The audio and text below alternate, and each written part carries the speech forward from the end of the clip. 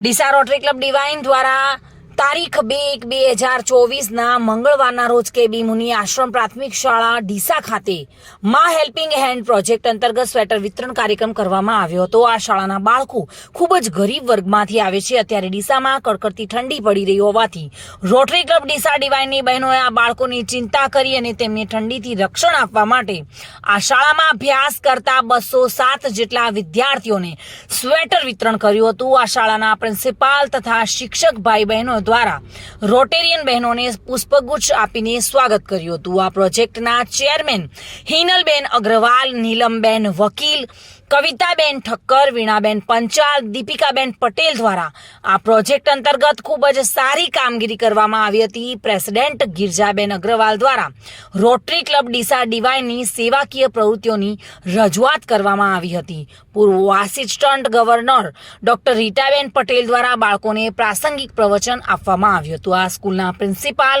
તથા શિક્ષક ભાઈ બહેનોએ ખૂબ જ સાથ સહકાર આપ્યો હતો અને આ કાર્યક્રમમાં president Rotarian Girjaben Agrawal, secretary Rotarian doctor Varshaben Patel, project chairman Rotarian Hinalben Agrawal, Neelamben Vakil, Veenaben Panchal, પૂર્વ assistant governor doctor Ritaben Patel, પૂર્વ president Rotarian Binalben Mali, doctor Alpaben Shah, Kantaben Patel, Renukaben Thakkar, Nikitaben Thakkar વગેરે હાજર રહી સારો સહયોગ આપ્યો હતો।